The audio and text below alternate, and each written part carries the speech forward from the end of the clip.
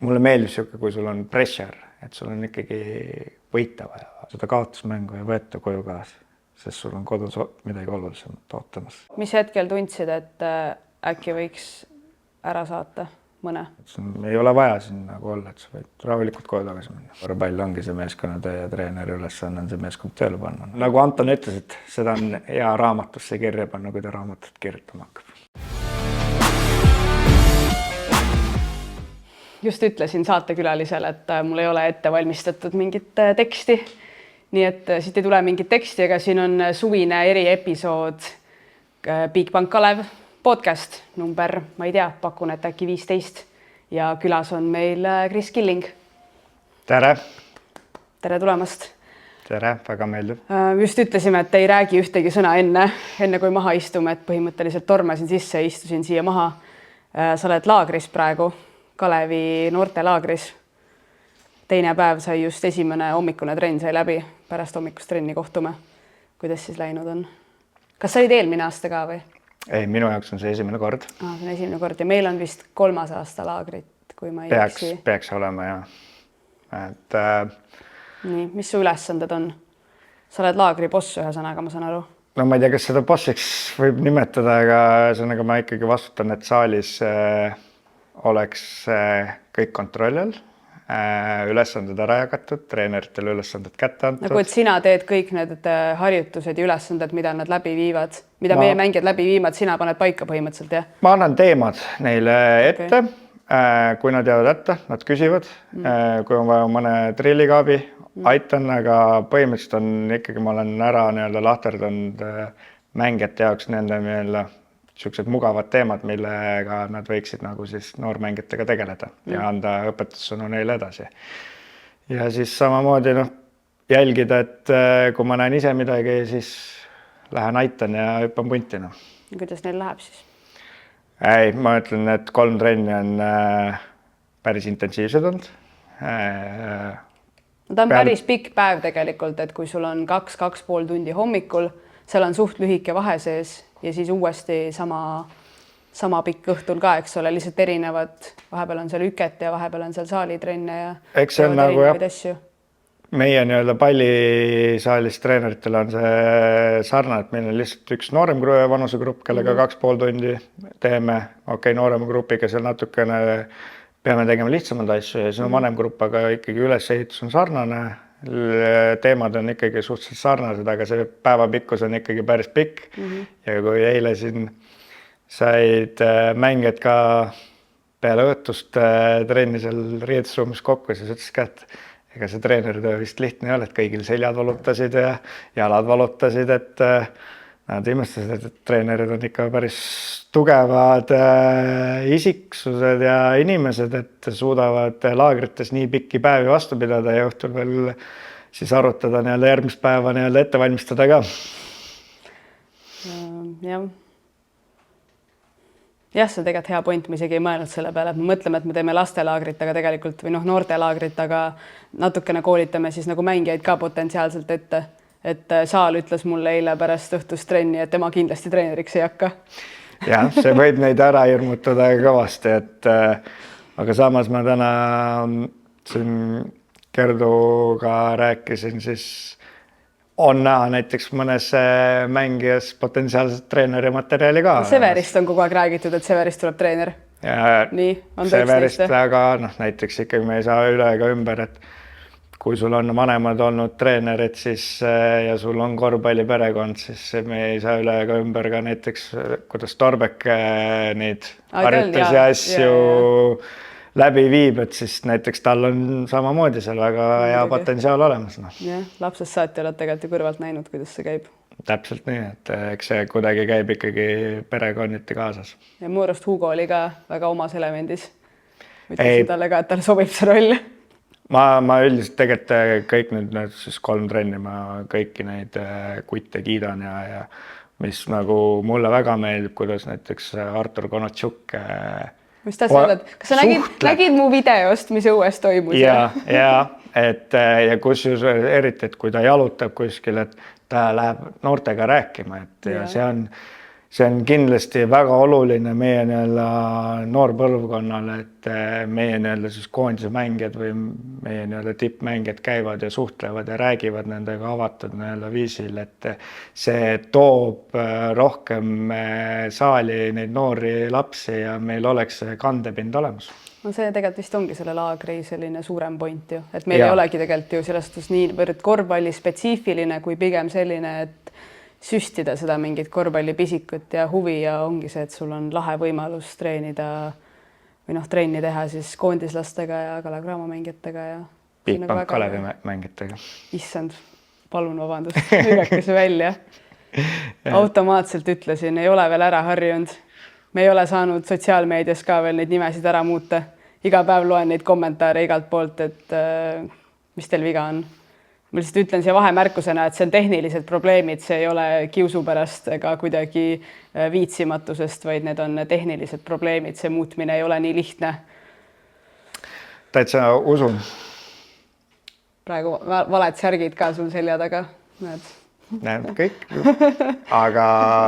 See on veel vana hooaeg, meil on see, me võtame veel eelmist hooaega kokku, et siin me ikkagi, meil on suvi on muutusi täis ja sügisest üritame olla nii, et kõik asjad on toimivad ja tehtud.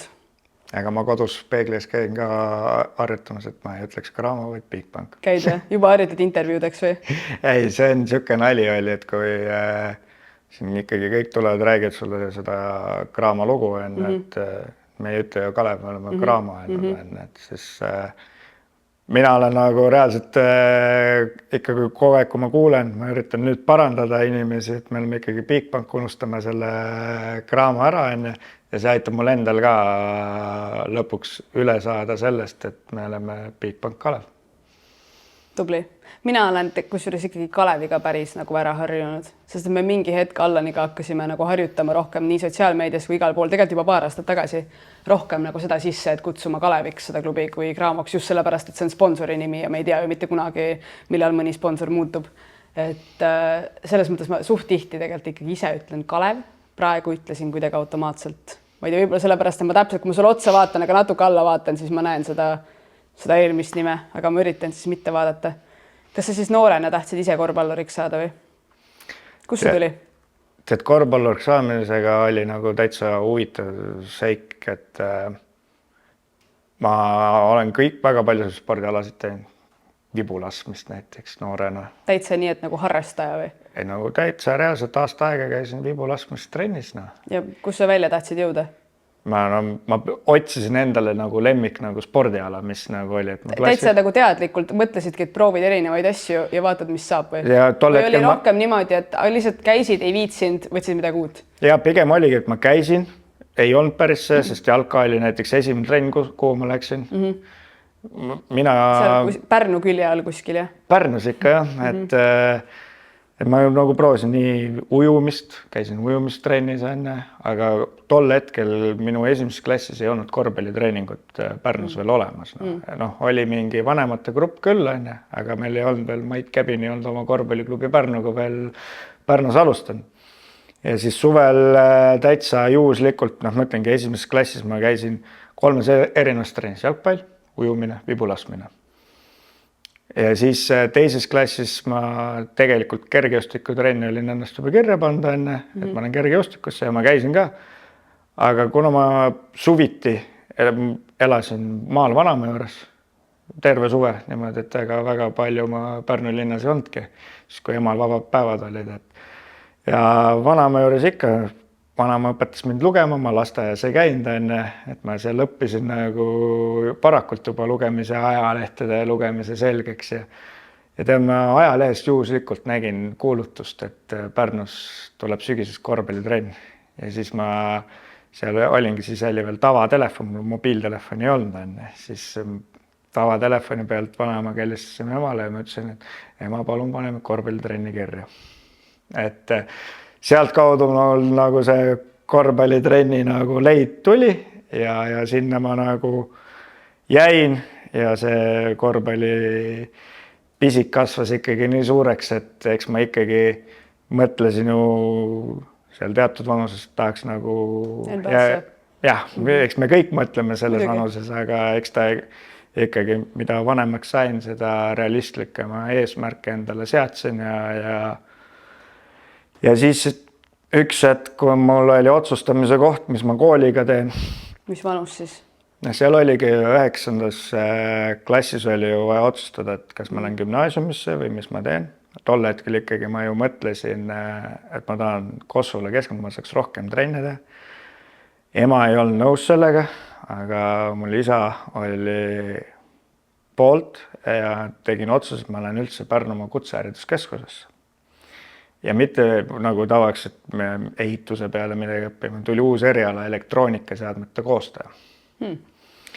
Ja minu jaoks nagu tundus nagu huvitav, kus siis nagu ikkagi elektriga mingid, ma teadsin, et sul kodus kunagi võib-olla seda vaja on. Ja saigi otsus vastu võetud, et lähen sinna, seal oli väga huvitav, et sa ehitas pulliautosid, mis näiteks ehitasin seal lõputööna pulliauto, kus siis plaksu peale ta muutis suunda. Kas olid hea koolis käia või? Ma olin koolis käimise koha pealt, olin mitte eeskujulik, ma olin tubli. Okay. See on 4 ju, see on normaalne. Tubli olin, ma ütlen, kui kuni 9. klassil mul praktiliselt enam kõik nagu tegelikult 5, aga eks seal kutsekas ikka hakkas see, et trenni tahtsid rohkem teha, aga 11. klassis ma sain aru, et ma pean nagu mõtlema, seal said nagu aru, et kuhu tasemel ma võib-olla korvpallis jõuan ja siis kuidagi Mait Käbin seal palus mingit trenni asendust ka mulle ja mulle see nagu trenni andmine väga meeldis ja siis kuidagi tärgatas mõte, et aga kui korvpalliga nagu peaks minema nii või naa, et mis siis peale seda nagu teha, et kas ma tahan minna tavatööle nagu elektroonikaseadmete kost, panna arvuteid kokku või elektrikuks või mida iganes. Ja siis ma ikkagi mõtlesin, ma tahaks minna kehakultuuri õppima, ma tahaks nagu selle treenerameti selgeks saada ja siis ma hakkasin mängima, kuna ma meistriliigas ikkagi ei olnud nagu põhirotatsiooni mees, ma olin niisugune pingipoiss, siis mul nüüd hakkas huvitama kõik see, kuidas treenerid nagu juhendavad, mis nad teevad. Ja tegelikult juba kuskil lõpuklassis? Lõpuklassiski jah, selle 11. 12. klassi juures oli see, et kus said aru, et see pallimäng sulle nii väga meeldib, et sa ei taha nagu mängimist ära lõpetada niimoodi, et nüüd on korvpalliga kõik, vaid et läheks edasi nagu treeneriks. Ja siis oligi, et kutsehariduskeskuses sul ei ole kohustuslikud riigieksamid, et ma tahtsin ülikooli tulla, siis ma pidin tegema eesti keele ja bioloogia riigieksamid, et Tallinna Ülikooli kehakultuuri sisse saada. Ja said? Sain. Nii et eks õppimine oli nagu selle koha pealt mul ikkagi kodus öeldi, et ega kui sa lähed kutsehariduskeskuses, sul peab ikkagi kooliasjad korras olema ja ma hoidsin oma kooliasjad ikkagi korras. Ja siis tulid Tallinnasse?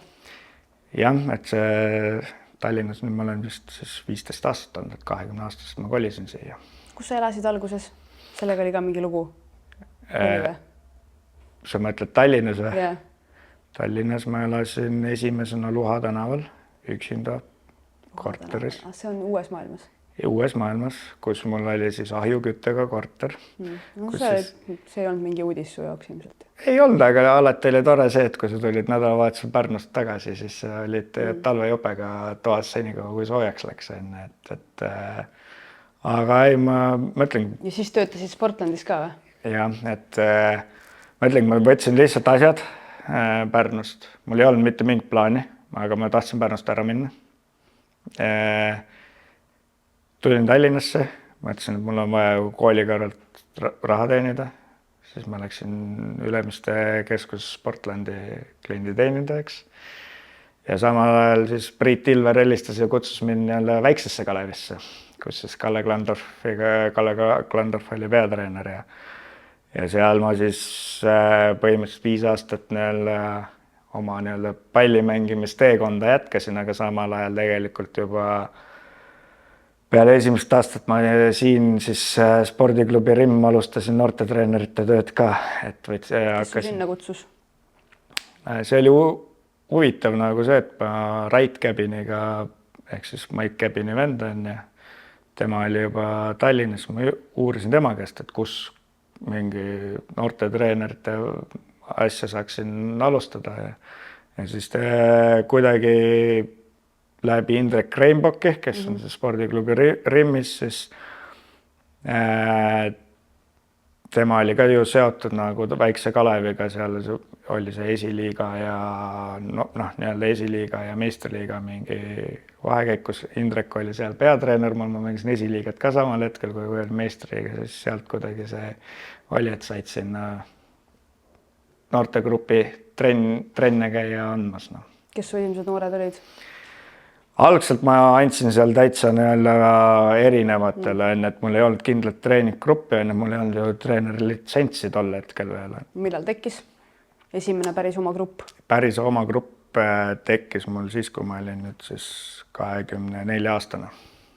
Ehk siis see on siis 11 aastat tagasi.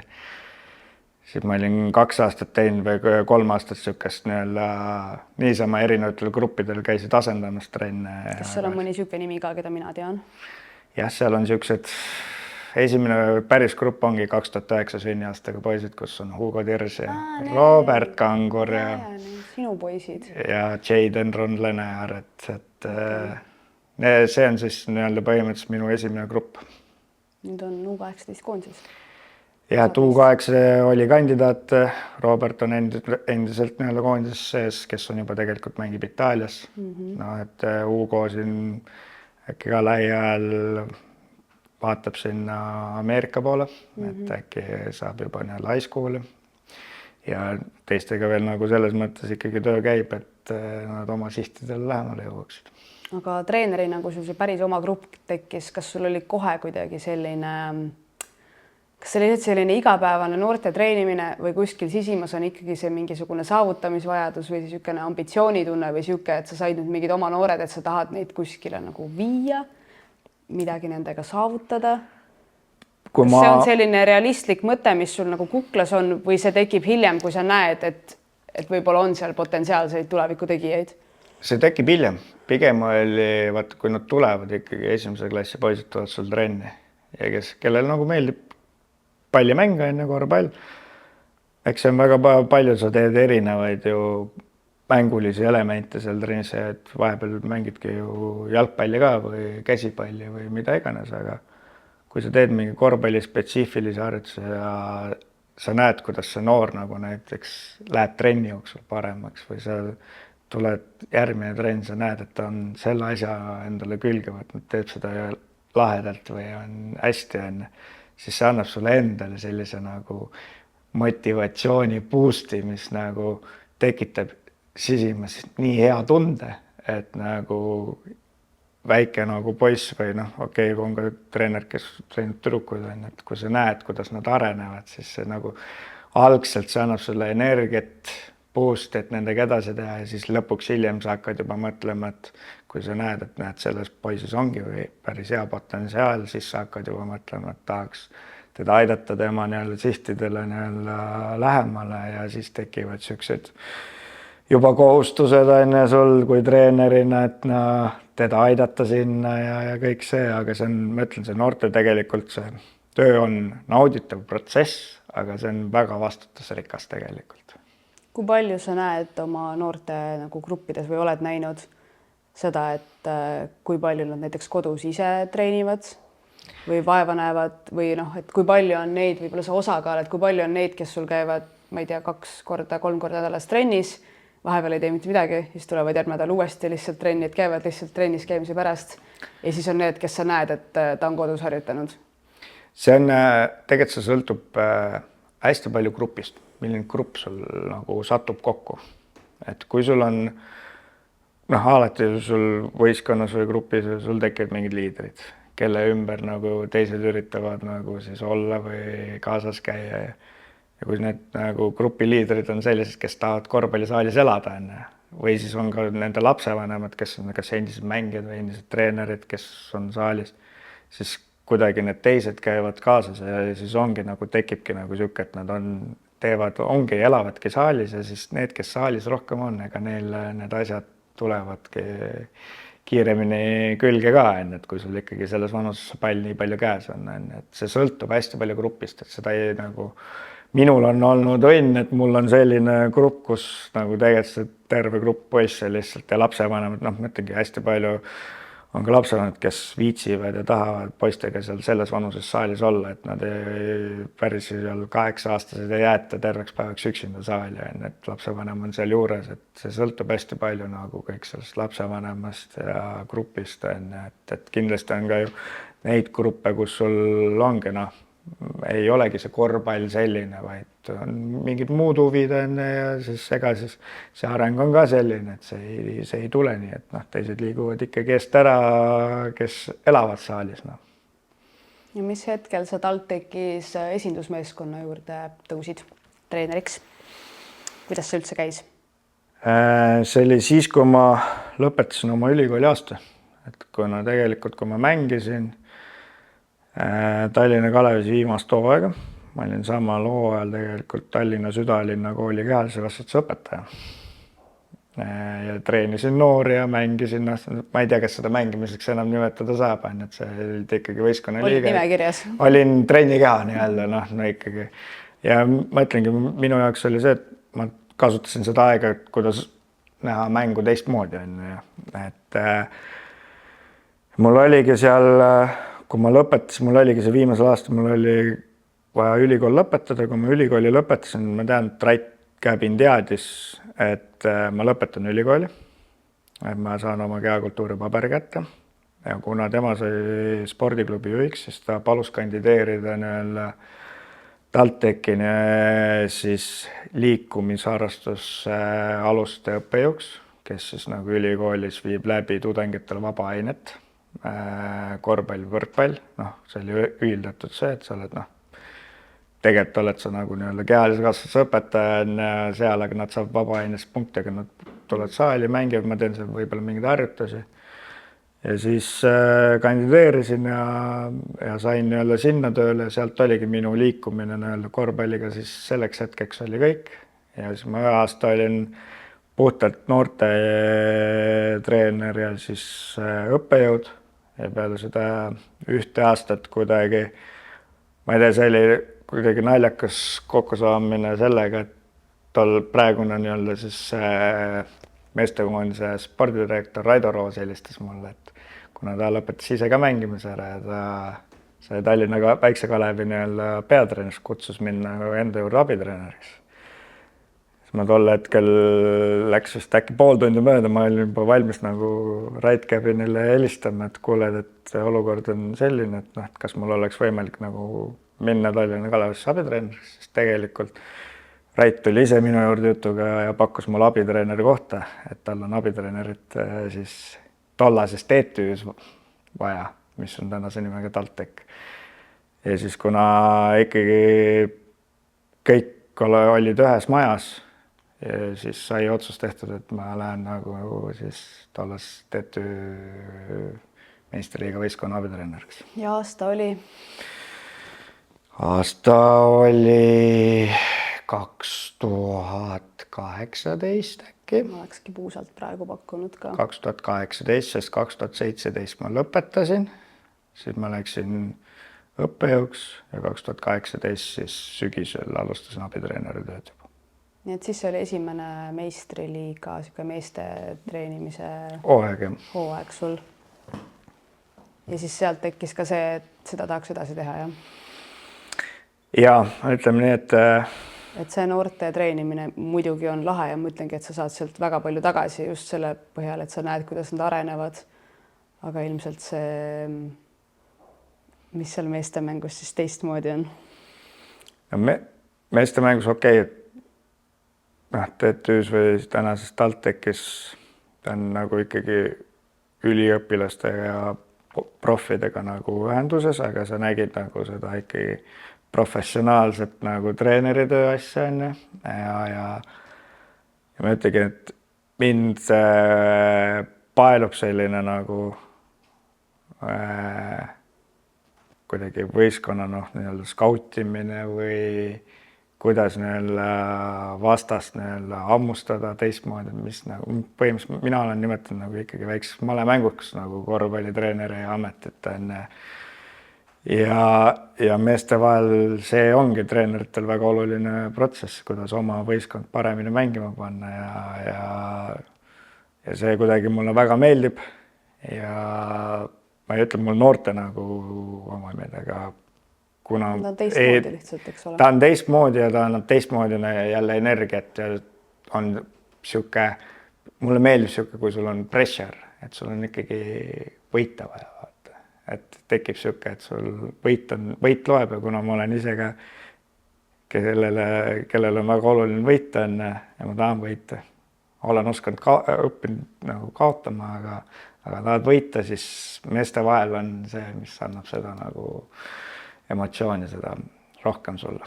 See on ju huvitav, et sa praegu ütlesid, et oled õppinud kaotama. Kuidas see käib siis? Kuidas sa õpid kaotama? Noh, kaotamine ei ole kunagi lihtne, aga sellest nagu ülesaamine ja seda nii-öelda võistkonnale seda kaotust nagu õpetada, milleks see vajalik oli, et vältida teatud nagu teistsugused samu situatsioone ja olla ise tugevam, olla meeskonnana tugevam ja kõige rohkem ma arvan, mis oli, kui ma kaotasin, siis kodus oli sihuke, et kodune olukord oli nii, et seal oli vaikus oli enne, et pigem olen õppinud seda, et kaotusest aitab üle nagu tegelikult perekonna. Et sama kodus oma elukaaslane ja laps on need, kes aitavad sellel üle minna ja leida neid lahendusi, et vähem kaotada. Et sa oma peas ikkagi keerad selle kaotuse selles mõttes nagu positiivseks, et mida sellest võtta on. Ja, et ei jää väga pikalt sinna emotsionaalsesse mingisugusesse ringi kinni, sest tegelikult muidugi on raske. Ei, ongi raske. Ja see on üks asi on see, et nagu lihtne on öelda, et see on raske. Aga teine asi on tegelikult kuidagi neid emotsioone nagu enda sees, ma ei tea, päevi, nädalaid, kuid tunda, sest et sul on ju kõik see avalik tähelepanu, avalik pinge, kui sa mängid meistriliigas, kui su klubil on ootused peal. Et mõtlengi, et nagu lihtne on öelda, et kaotada on raske, aga mõtlengi, et kuidas neid tundeid kuidagi nagu kirjeldada või et see kestab tegelikult päris kaua. Ja mõtlengi, et just see, et sa õpid toime tulema sellega, et tegelikult ei saa lasta endal väga kaua neid tundeid tunda, sest et see maailm käib lihtsalt nii kiiresti. Ja eriti, kui meil on hooaja sees, et sul on mingisugune väga raske kaotus, aga sul on võib-olla ülejärgmine päev juba järgmine tähtis mäng.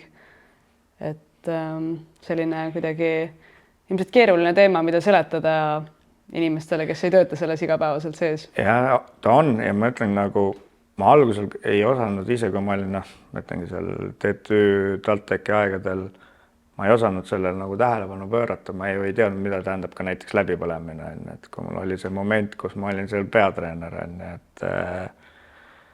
et ma ei osanud, ma ei teadnud, mida tähendab, kuidas toime tulla nendes olukordades, aga sellest hetkest, kui ma olin seal peatreener ja ma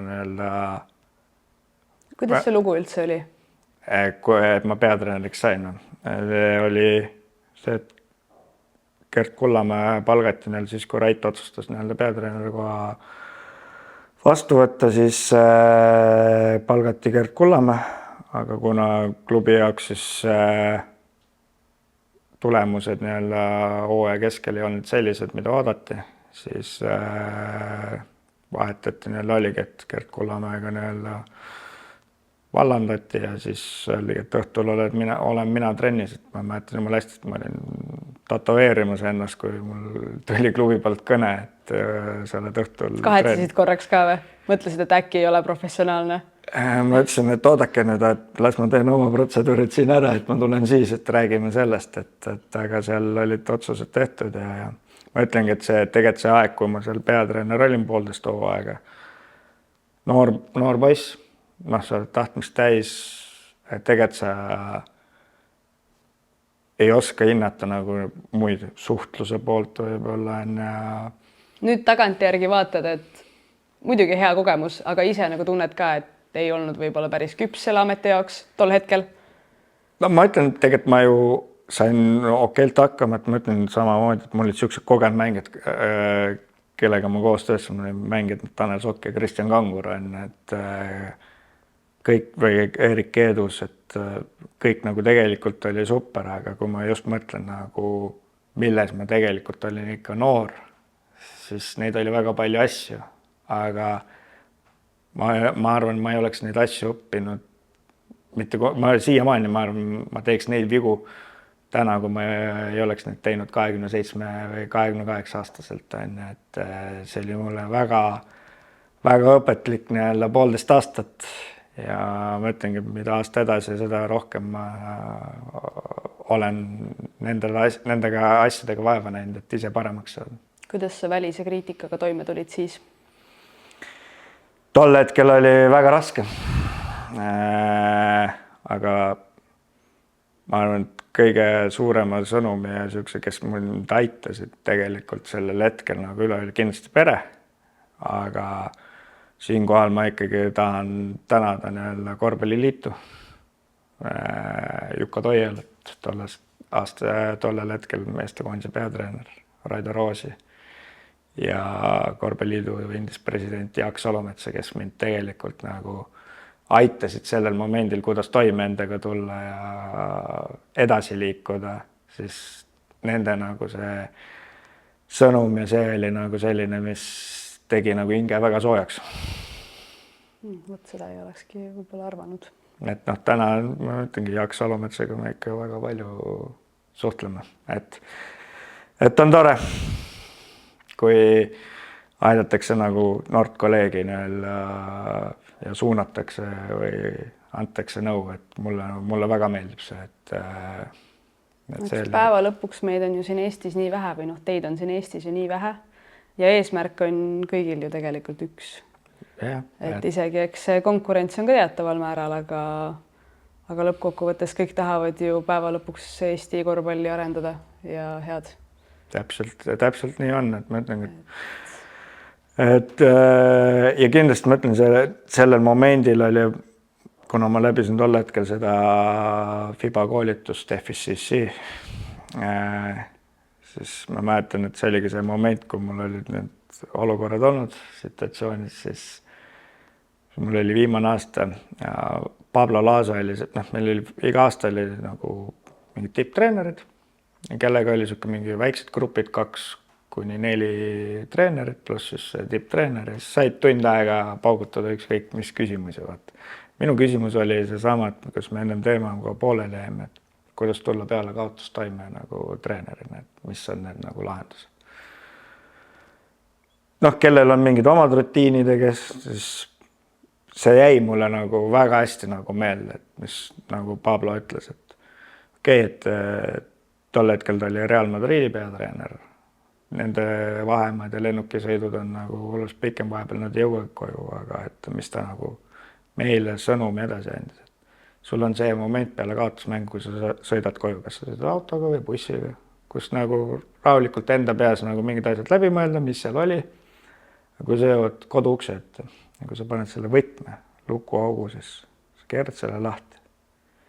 Sa teed ukse lahti ja kui sa astud sealt uksepiidast üle, siis seda mängu, seda kaotusmängu ei võeta koju kaasa, sest sul on kodus midagi olulisemat ootamas, mis on positiivne, mis aitab sul kaotusest üle minna, sest sina pead treenerina viima järgmine päev seda nii-öelda head energiat uuesti meeskonda, kuna järgmine mäng on tulemas. Ja siis ma alati proovin nagu endale seda kodu ukse ees meelde tuletada, et kaotust ma koju kaasa ei võtta, kuigi vahest kipub seda ikkagi tulema, aga siis elukaaslane peab mulle meelde tuletama seda.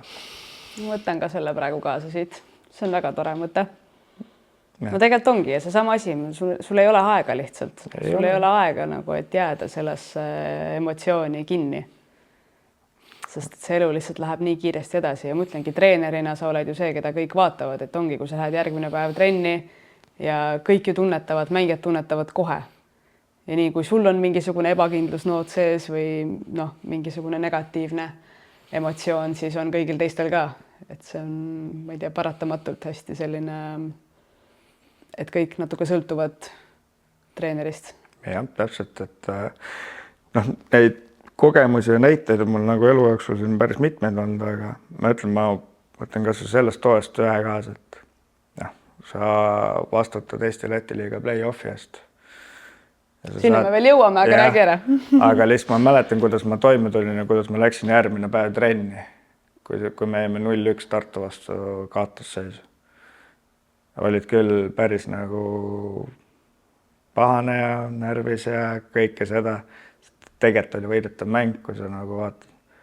See nagu, kuidas ma nagu olin, kasutasin kõike seda, et minna järgmine trenni ja nagu kuidas me tegelikult olime teiseks mänguks valmis ja kaasa arvatud ka kolmandaks mänguks, siis ma ütlen, et ma näen, et kuidas see on nagu mind aidanud ja ma suudan seda nagu anda võistkonnale öelda edasi, et see on lihtsalt, mis mul tuleb kohe meelde nagu, kuna ma ei ole väga palju ju meeste tasemel nagu peatreener peale sellest hetkest olnud on ja aga see oli nagu sihuke hea nagu siis, mis ma olen nagu treeninud ja nüüd said nagu selle emotsiooni täpselt nagu kätte, et tegelikult see, mis tööd oled nagu teinud ja mõelnud, siis see näed, tegelikult toimib. Ma hüppakski sealt TalTechist siis kohe Kalevisse edasi.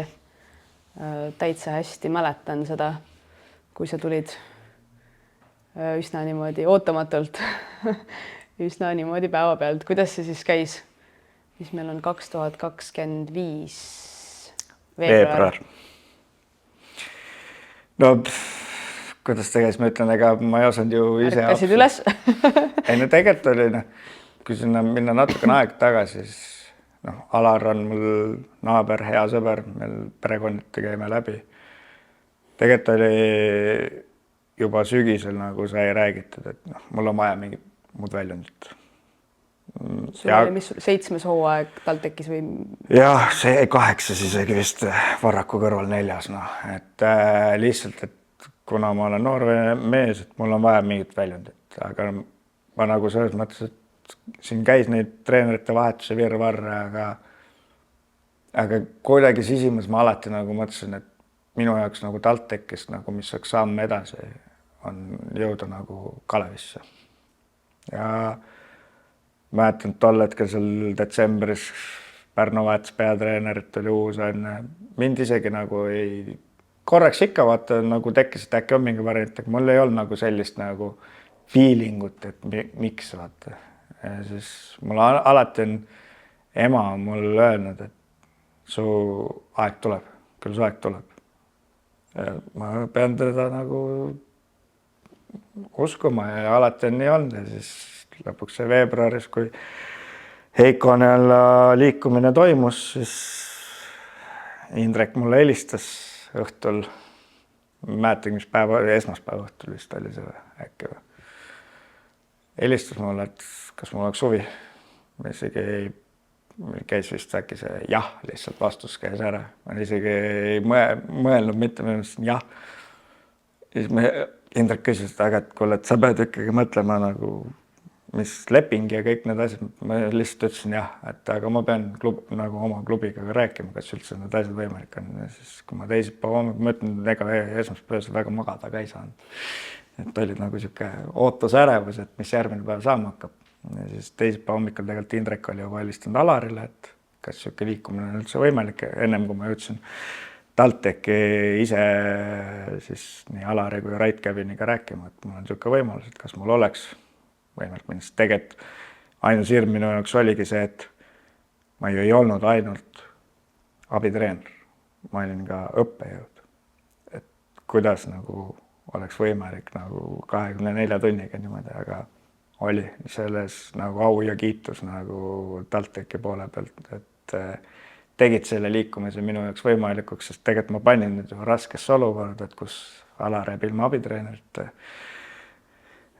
spordiklubi juht Rait Käbin jääb ilma õppejõust, siis on vaja ruttu asendus leida, et aga need 24 tunni pärast ma olin tollases Kalev Cramo trennis.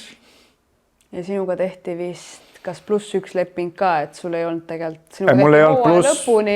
Ei, mul ei olnud pluss, mul oli kohe 1,5, et automaatselt. Et ikkagi said mingisuguse garantii ka, sest et... Jah, selles mõttes see tegelikult, ma ütlen, need läbirääkimised nii Ramo kui Tomiga käisid nagu ka suht kiiresti ja tegelikult oligi point, ma ütlesin, et 3 kuuks tulla enne ja ma ei tea, mis järgmine aasta, et pigem kui ma tulen, mul peaks olema nagu väljund, et ma olen nõus olema abitreener edasi, et näha seda väljundit FIBA sarjas, sest see on nagu see number 1, kui sa oled 8-9 aastat Eesti Läti liigas olnud, siis kui sa mõtlengi see aasta seal FIBA sarjas, see on nagu nii palju jälle õpid juurde, näed rohkem, avardab rohkem silmi ja kõik see. Kuidas oli siis see esimene hooaeg sul Eesti meistritiitel võita? No eks ta nagu selles mõttes märgiline on ikka, et nüüd sul on kodus... Oli päris huvitav seeria. Jaa, et no üleüldiselt kogu see Kalevisse tulek, et ma mäletan, et tolle ju hetkel oli ju koondise aken. Sa tuled TalTechist Kalevisse, sul on esimene treening. Peatreenerit pole. Peatreener tuleb, paneb käed kokku ja annab sulle ülesande kätte. Ma mäletan seda, et ta andis mulle ülesanded, kus ma pidin mingit teatud asju tegema, aga seal olid ka uued liikumised, mis ma pidin nagu mängijatega tegema, siis ma mäletan hästi, et seesama teisipäeva õhtul Indrek saatis mulle playbooki ja siis ma vaatasin seda playbooki ja mõtlesin, no selge, eks ma siis pean selle hommikuks selgeks tegema endale, aga ma enda suhtes olin suhteliselt karm ka ikka, et meie playbook oli väga suur. Ma just tahtsin öelda, et meil on vist, ma ei tea, kas see on Heikost tulnud või see on nagu alati niimoodi olnud, aga... See sõltub võistkondades, aga eks see oli nagu Heikost, et kuna Heiko oli tol hetkel peatreener ja et see Heiko playbook on vist päris selline... Pikk, paks, detailne. Ja nagu siis minu ülesanne oli hommikuks nagu selgeks teha see kõik. See oli ilmselt siis ka üks unetu öö.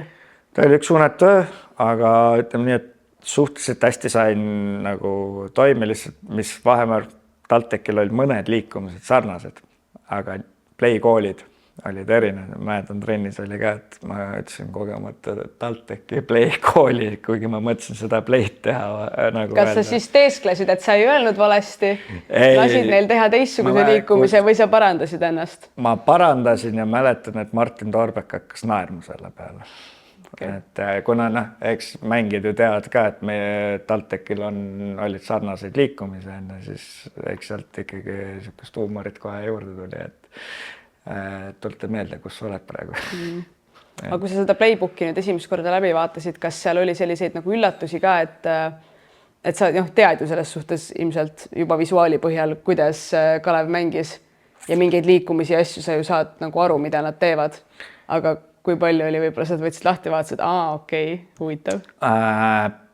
Pigem oli nagu huvitav oli, ma ei taha nagu kõike siin rääkida. Ei, see ei pea detailides minema. Pigem olid mõned asjad olid huvitavad seal on ju, mida ma nagu skautimise ajal nagu ise aru ei saanud, aga samas ka üldiselt oli tegelikult arusaadav, aga tegelikult nagu ma varem ütlesin, seal oli detailselt põhjalikult teatud nüansid enne, siis nendest arusaamine oli see, et sa pidid nagu üks asi on sul paberi peal see enne, siis sa küsid nagu Indreku käest veel enne ja siis sa omakorda vaatad nagu videopilti, et siis see asi kokku viia, mis seal nagu teatud mingid nüansid olid. Et ikkagi oli omajagu nuputamist ja arusaamist, aga mõtlengi, et isegi kui Indrek tagasi tuli, eks ma siis sealt jälle sain mingeid asju, mis mul võib-olla kahe silma vahele jäid, said ju hiljem nagu kätte või mängijad andsid mingit asja, aga see käis suht kiiresti ikkagi kõik selgeks saamine. Milliste mängijatega klappisid kõige kiiremini?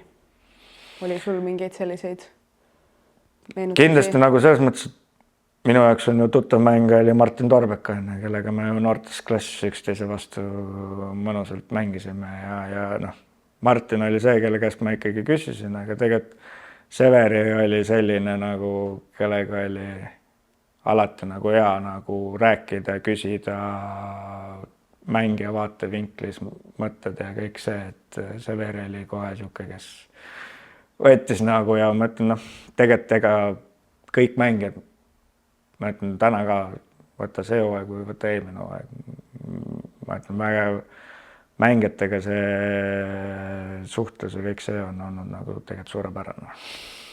Mul ei ole nagu mängijate osas mingid etteid. Lähme siis sellesse hooaega.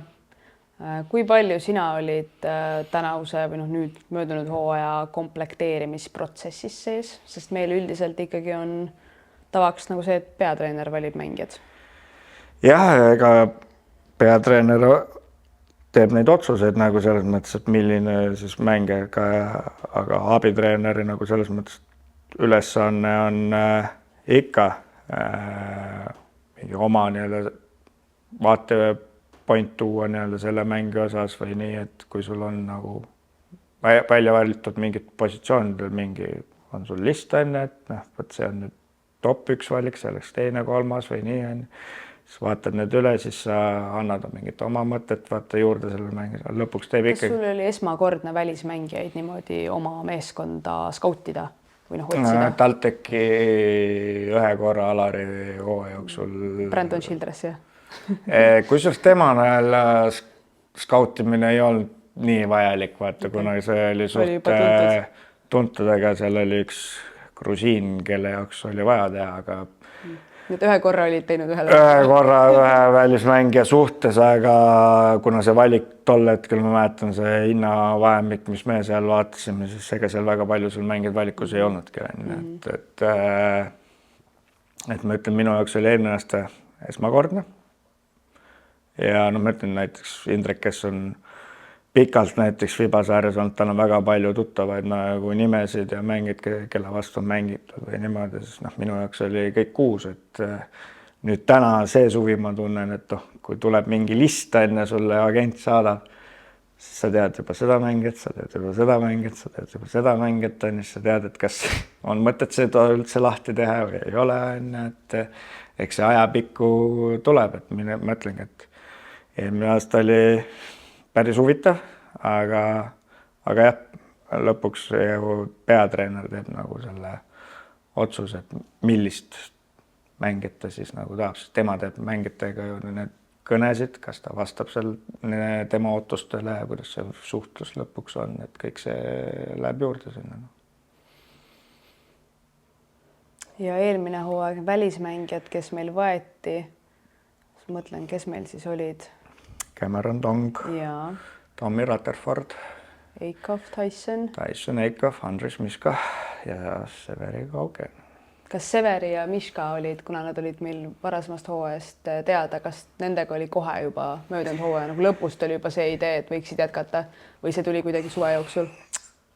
Pigem tol hetkel vist oli, jah, ma mäletan, Severiga oli tegelikult, kuna me Indrekuga rääkisime sellest komplekteerimist, kuna me teadsime, et ikkagi korvpalli EM on ja ta on EM-il kuni siis teatud ajani, et minu osa on hooaja ettevalmistusperiood ja oluline mina nägin, et kuna Indrek nagu komplekteerib võistkonda, tema jaoks nagu esimene oluline, ongi esimene hooaeg, kus ta komplekteerib ja alustab nagu alguses peatreenerina. Ja kui mina veel juures, kes on ka tegelikult uus nägu on, siis me koos nägime, et oluline on, et sul on mängujuht selline, kes teab süsteemi, et kui Indrek tagasi tuleb, et siis sul on nagu mängujuht, ta teab, mida mängijatega, ega treeningud mina räägin ka, aga sul on mängujuht nagu trennis olemas, kes siis samamoodi teab seda süsteemi, mida mängida. Et see Severi puhul oli küll seal see jutt, et Miška puhul ta oli kogu aeg seal listis, aga seal oli vist mingit asjad, et tal oli endal vist mingi välismaaga mingi variant enne kuhugile liikuda, aga lõpuks kuidagi ta oli ka meie jaoks nagu kindel valik. Ja siis olid täitsa mustad hobused, Ameerika rukkid nii-öelda, 2 tükki ka veel.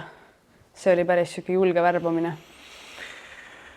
No. Mis hetkel tundsid, et äkki võiks ära saata mõne? Ma ei tea, kas tohib nii öelda, ma ütlesin just. No, minu jaoks oli ohumärk oli... Me räägime siis Cameron Dongist ikkagi. Yeah, et minu jaoks väga vist ei saanud aru. Minu jaoks oli ohumärk oli vist äkki augusti lõpp. Täpselt ma kuupäeva mäleta. Aga siis sinul oli temaga isiklik selline väike hõõrdumine ka mõned korrad. See tekkiski treening, kuna me olime 2 päeva treeningul harjutasime teatud kaitseasja. Mida ta ilmselt tegi esimest korda elus? Ta võis esimest korda teha elus aga see on väga lihtne asi, mida teha, et seda õpetatakse noortele korvpalluritele ka, et noh, inglise keeles väljendus jump to the ball on ju. Aga kui ta nagu selles mõttes jump to the ball'ist nagu 2 päeva polnud aru saanud ja video peal ma veel näitasin treeningu video peal nagu seda põhimõtet ja eelmise hooaja mingist näitest, et mida see tähendab meie jaoks. Ja ta oli selline nagu siis mängija, kellele meeldis nagu vastu hakata. Või siis ta proovis nagu samamoodi, ta oli noor aine, ta tuli Ameerikast. Mina noortreener, ma ei ole ju peatreener, proovis siis mind nagu proovile panna. Aga väikse sõnavahetusega see trenn lõppes nagu selles mõttes ja siis minu jaoks oli see esimene ohumärk ja siis hakkasid sealt need igasugused põlvemured ja kõik need asjad, et tal oli vist tegelikult juba varasemalt, eks ole, ta juba tuli, tal oli tulles, eks, aga kui ta tuli, eks, seal ma mäletan, me olime Audentese staadionil. Priit tegi neile väikse jooksutrenni. No, Priidu jooksutrennid on alati meeldivad. Ja kui nagu soojenduse ajal sa näed, et ta läheb liidriks, et ta näitab, et ta on heas vormis, siis Priit pakkus, et ta peab 2 ringi vastu. Ma pakkusin, et äkki 2,5. No. Tegelikult oli 1,5 ringi peal, said aru, et juba ringiga maha, jah? Oli rämme haamer, siis nagu, ja siis said aru, et mees on täiesti vormist väljas. Noh, seda oli natukene ülakeast nagu ka näha ja eks siis tema nagu see põlvede mure, nagu, mis tal tegelikult oli, eks see tuli ka sellest siis kõigest, natukene ülekaalus olekust. Et ja lõpuks ta ei saanudki meie Eesti ravidega, ta ei saanudki sellele jaole. Et muidugi ta oli füüsiliselt nagu see, mis ta plahvatus oli pani treeningul jalga vahelt pealt, et tal oli nagu võimed, megad. Aga ma mäletan mitu korda, ma rääkisin, kuidas see põlvede mure oli, kus võeti koormuse alla ja nüüd ta peab nagu vaikselt tagasi tulema. Tema vaikseks tagasi tulema, kui nagu öelda, et sa teed ilma kontaktita asju näiteks kaasa, et nagu saad oma liikuvuse tagasi, et ei koorma üle põlves, et hakkama vaiksma. Siis ta oli lihtsalt kogu aeg hammastega rõngas ainult pani pealt ja ma mõtle ise kogu aeg jälle siis põrutas seda, et ta nagu ei tahtnud isegi füsiosid kuulata, et nagu ta peab rahulikult. Nii ta tegi jah täitsa oma asja. Et temaga oli siuke päris huvitav, jah. Ma arvan, et sellest ei ole ju, ei pea, ma arvan, saladust tegema sellest, et ta ju ei ilmunud meil vahepeal mängudele kohale ja... Ja eks ta mõned trennid jättis ka vahele. Trennid jättis vahele ja igal pool oli muidugi vabandus olemas, aga noh, see on selline... Eks see noore mehe värk ole. Jah, selline kaheldava väärtusega. Mingi kord sa saatsid ta trennist minema, oli nii või? See oli siis, kui see oli meil siin talvel kevade poole natukene rohkem äkki või? Ei, see oli vist äkki mingi, kui ta tagasi hakkas uuesti tulema, see oligi mingi jaanuari paiku. Jah, võib-olla tõesti. Ja siis oli täpselt sama, et Anton oli tegelikult, läks ravile jälle ja meil oli treening ülesehitus oligi ju tema jaoks, et teha teatud asju läbi. Ja ta tuli juba treeningule sellise olekuga, et nagu milleks te seda teete. Ja siis nagu proovid talle nagu selgesti, et me teeme seda sinu jaoks ja ju tahad tagasi tulla. Sa tahad ju meil oli pandud paika, millal ta nagu võiks mängida. Aga meie teiste mängijate koormus on selline, et nemad teevad seda, et sina tuled alguse saali, käime sinuga liikumise läbi ja siis see olek ja see nagu effort, mis ta seal tegi, siis see lõppes sellega, et kelle jaoks ta nagu neid asju tegi. Ma ütlesin, ei ole vaja siin nagu olla, et sa võid rahulikult kohe tagasi minna. Ja läks. Ja nii ta läks. Ja nii ta läks. Et mina olen siis natukene süüdi ka selles võib-olla. Noh, jah, ei anna praegu hinnanguid, aga puudutame siis korraks ikkagi seda ka, et kui meil veatreeneri vahetus oli hooaja jooksul, kas sealt korra mõtlesid või kas keegi nagu pakkus sulle ka, et sa võiksid ise selle koha võtta või see ei olnud ikkagi, ei tulnud jutuks? Sa mõtled nüüd siis... Kui Anton vahetas Indreku välja? Ei, seal selles mõttes see käis, ma mäletan jälle, kui TalTechi ajal ma olin tätoveerimas ennast enne, siis mis sa nüüd siis tegid? ma olin isadepäeva kontserdil lasteaias. Okei. Kui Ka kohta on märgilised sündmused, jah? Kui Ramo helistas, ta väga tihti helistas mulle mingi õhtupoole enne, siis kui see lasteaia kontsert oli mingi 5 ajal, siis kui ma selle kõne vastu võtsin, siis ma olin nagu väga üllatunud, ma ütlesin, ta ütles mulle telefonis, et laupäeval juhendad sina, siis ma ütlesin, oot, räägime nüüd nagu hiljem, et ma olen praegu isadepäeva kontserdil. Aga tol hetkel jah, siis kui ma selle kontserdi ära tegin ja helistasin tagasi, siis ma tegelikult helistasin esimesena Indrekule ja siis alles Ramole tagasi. Ja siis ei olnud kordagi nagu selles mõttes seda juttu, et nagu mina võtaks nagu edaspidi üle, vaid oligi nagu see, et toome kellegi siia. Kui raske või ebamugav kogu see vahetus oli, sest et muidugi inimlikult oli see tegelikult ju hästi keeruline.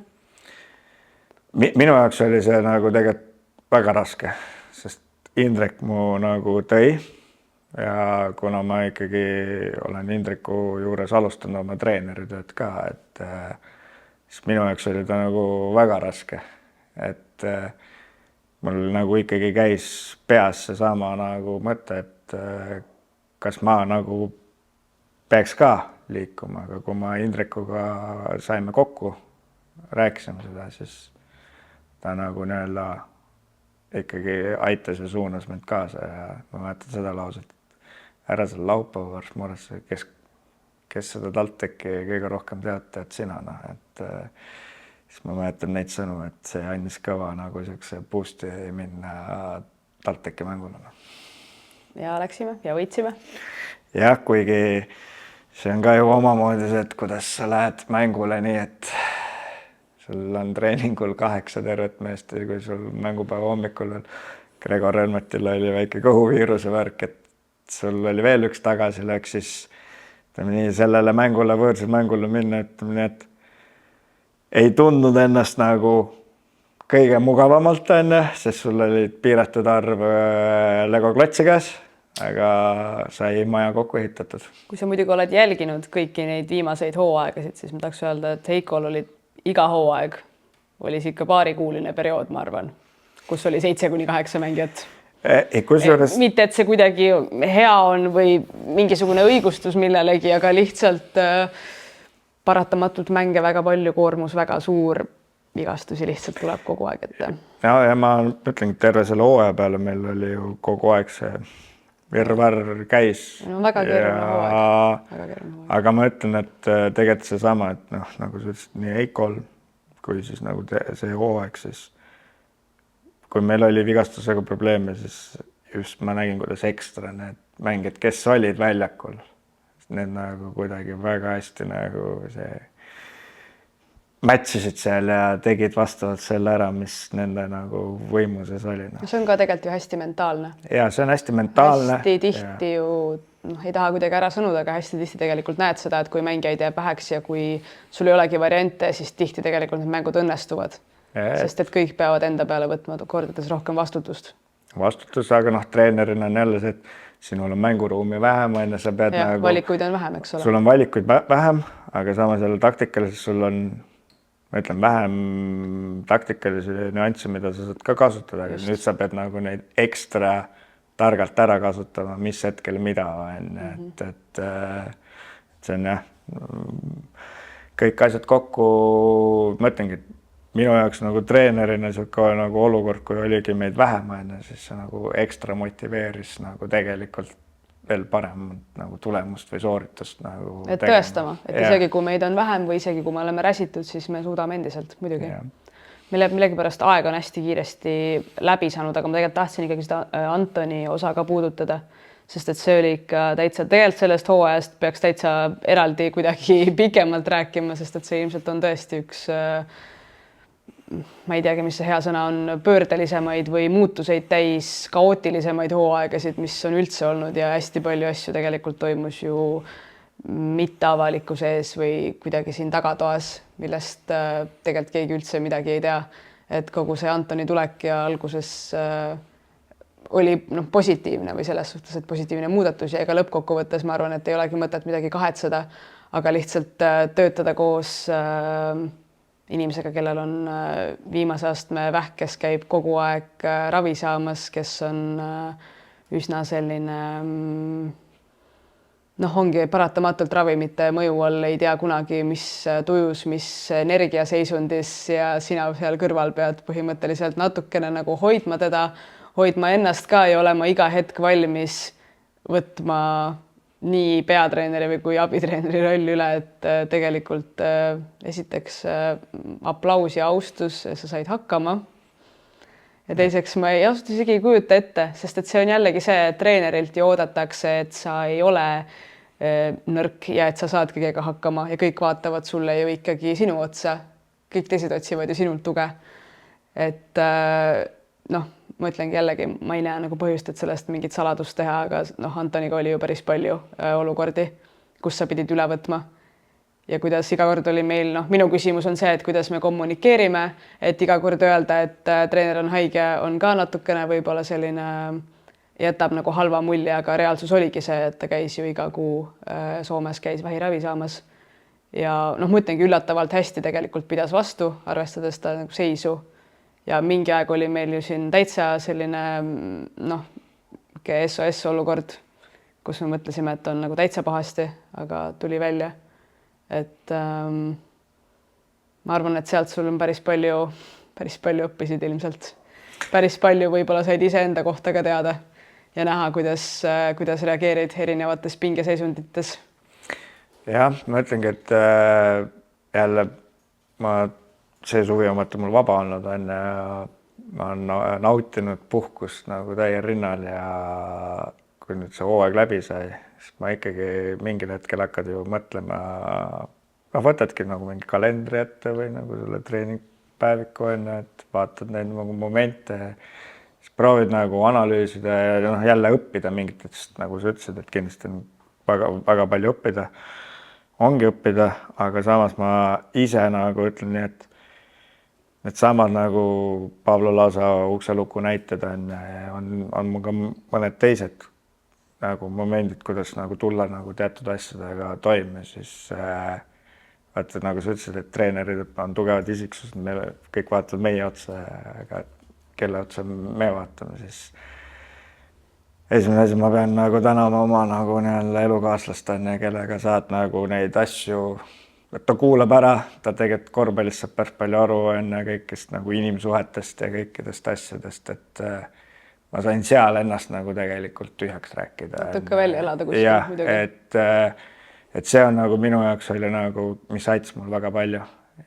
Algusel, kui need esimesed nagu olukorrad olid, kui Anton nagu haigeks ja enne, siis need natukene ikka hirmutasid, kuna need käisid nagu nii äkitselt, aga need olid mingid treeningud, aga kui seal tekkis need mängude olukorrad, või esiteks on, sina pead ju kuidagi mängitele andma selle nagu hea boost'i sinna mängu kaasa, et muidugi mina olen ju abitreener, võtan üle, et aga tegelikult see kommunikatsioon, kuidas Anton võistkonnal oli nagu aus ja rääkis, mis nagu olukord tal on, siis võistkond nagu õppis nagu sellega elama.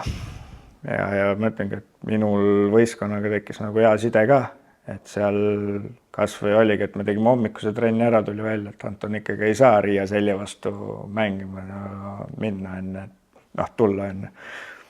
Ja veel olukord, kus me tegelikult kodus saime alguses selliges 30-ga tappa, siis võõrsil võidame 24-ga need ja olukord hommikul, kus siis Anton peale hommikust trenni tuleb välja ikkagi ei saa kaasa sõita, et siis ma õppisin just, et kuidas nagu mängijatega selles olukorras nagu, kuidas seda suhelda, kommunikeerida, neile ekstra seda anda, pluss kindlasti eks treeneritel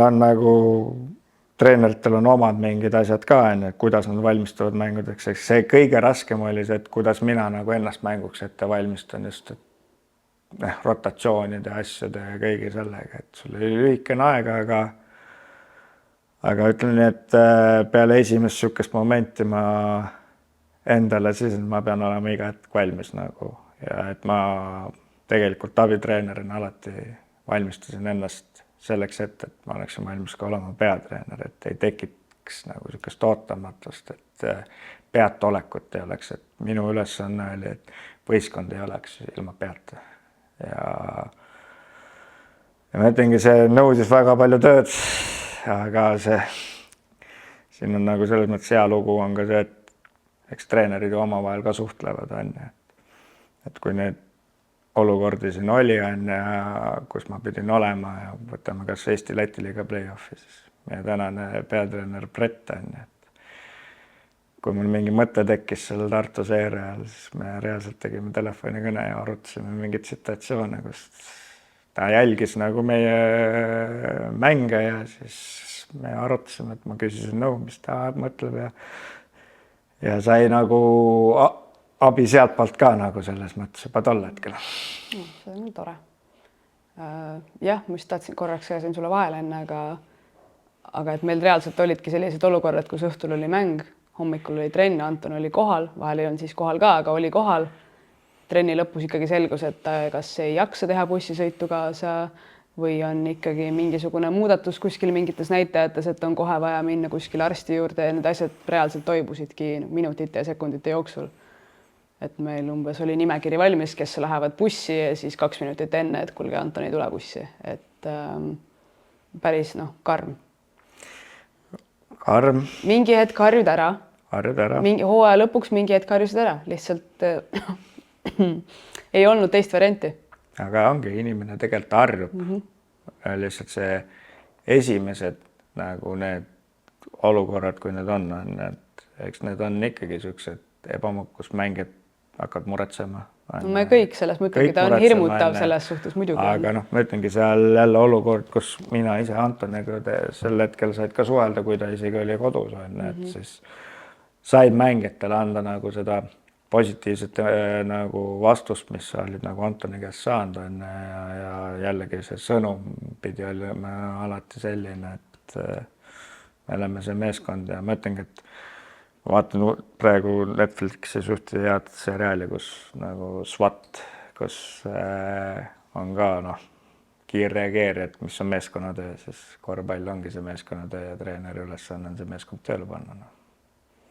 Ja lõpuks, kuigi soovitud eesmärki ei täitnud, siis tegelikult vaadates nagu kogu seda hooaega praegu tagasi kiirelt ja lühidalt, siis ma ütlengi kõiki neid treenerite vahetusi, vigastusi, mingisuguseid segadusi, Antoni tervis, kõik, mis sellega kaasnes.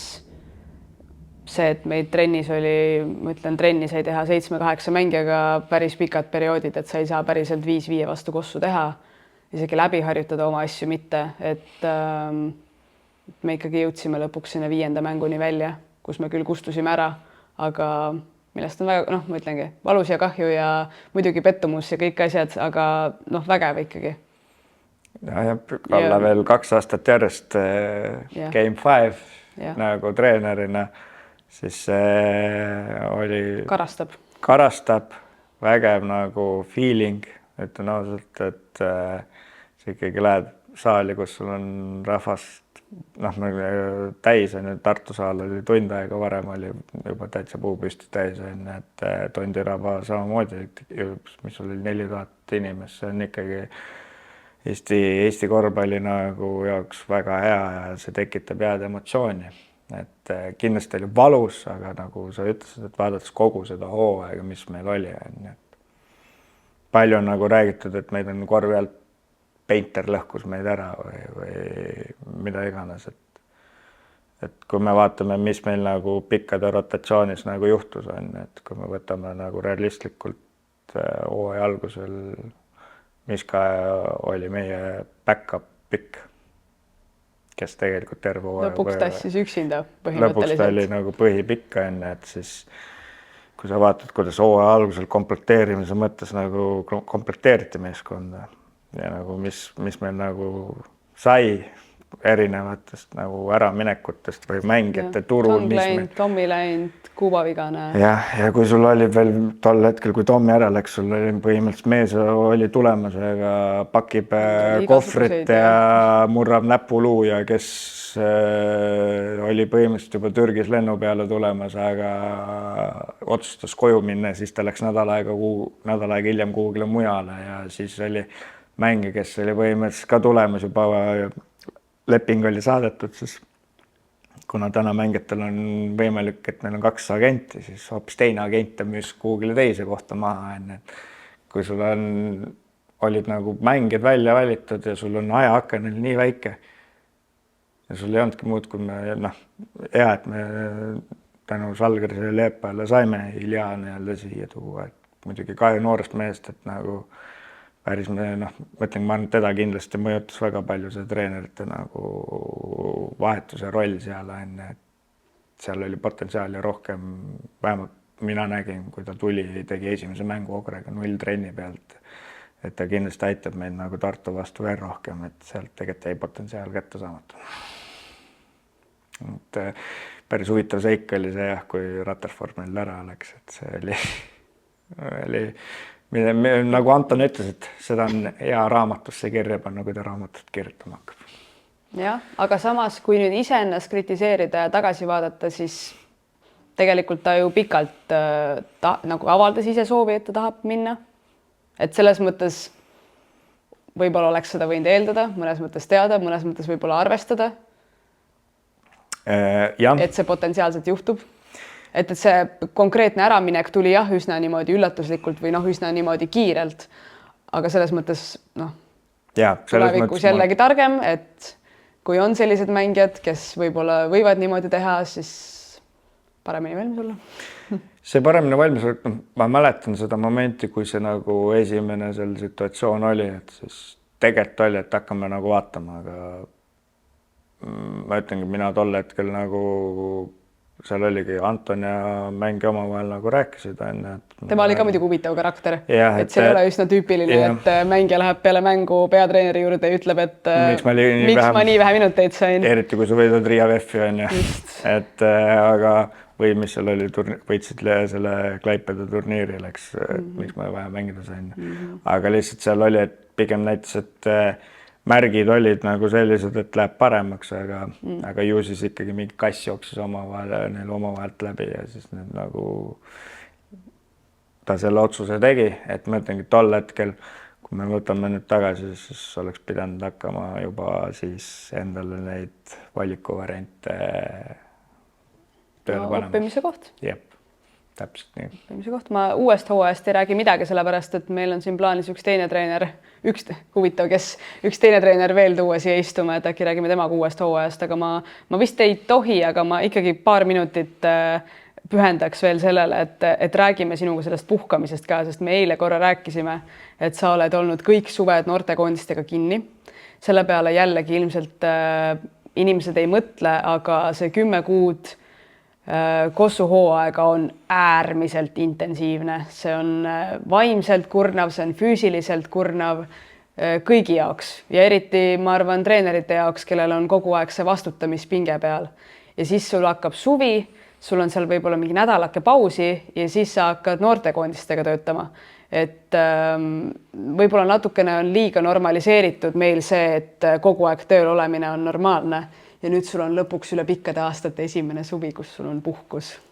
Täpselt nii, et ma ütlen, et kui ma siin eile tegelikult alustasin kämbiga ja mul on 3 trenni ära teinud, siis ma olen täitsa väsinud.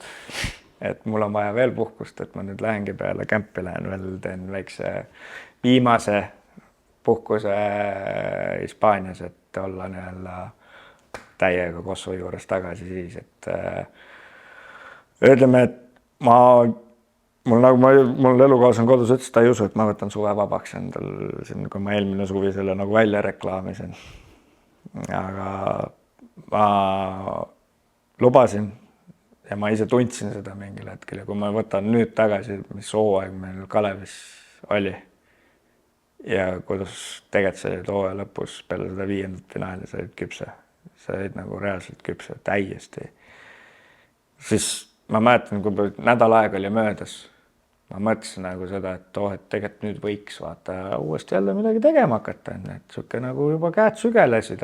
Oled ju harjunud, sa oled harjunud kogu selle ratta peal olema, et paar päeva mõtled, et okei, puhkan, aga siis juba tegelikult sügeled, aga ei tohiks. Ei tohiks, aga siis oligi nagu, ma arvan, et see oli vist äkki ennem jaanipäeva.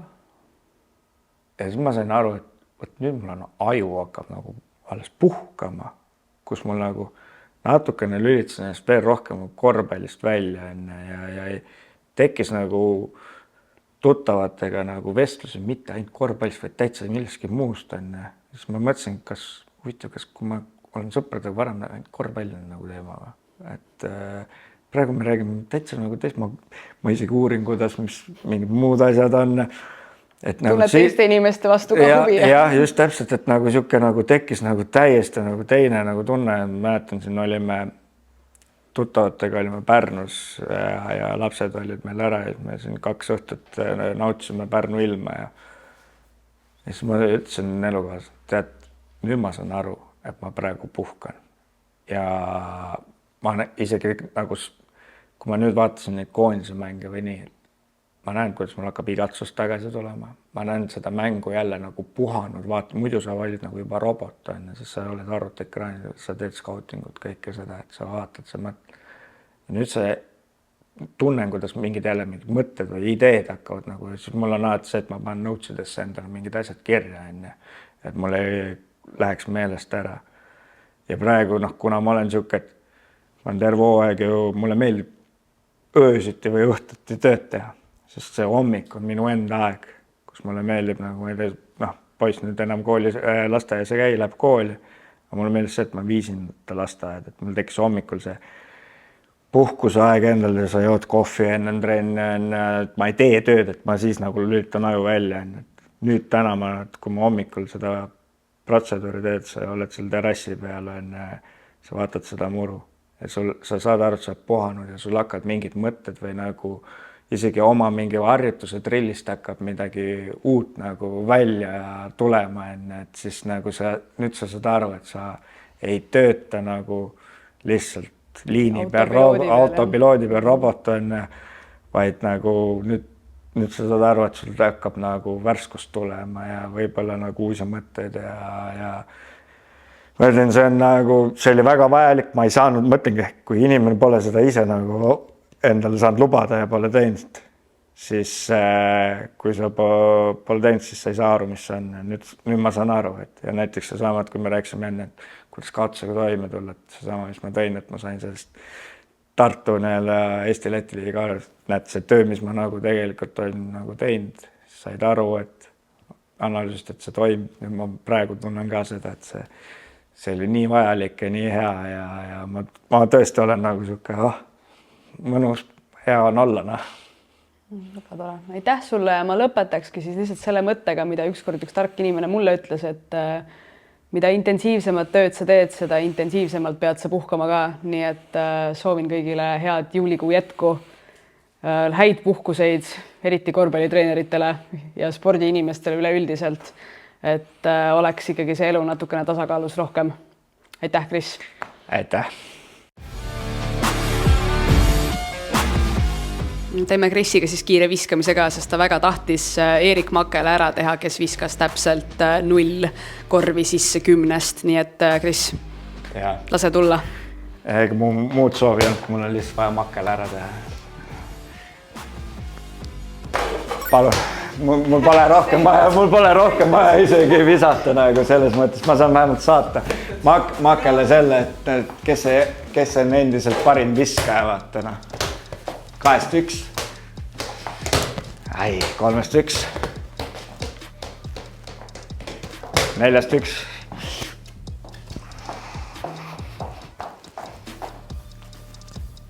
Ei saa. Aga vähemalt Makele on tehtud.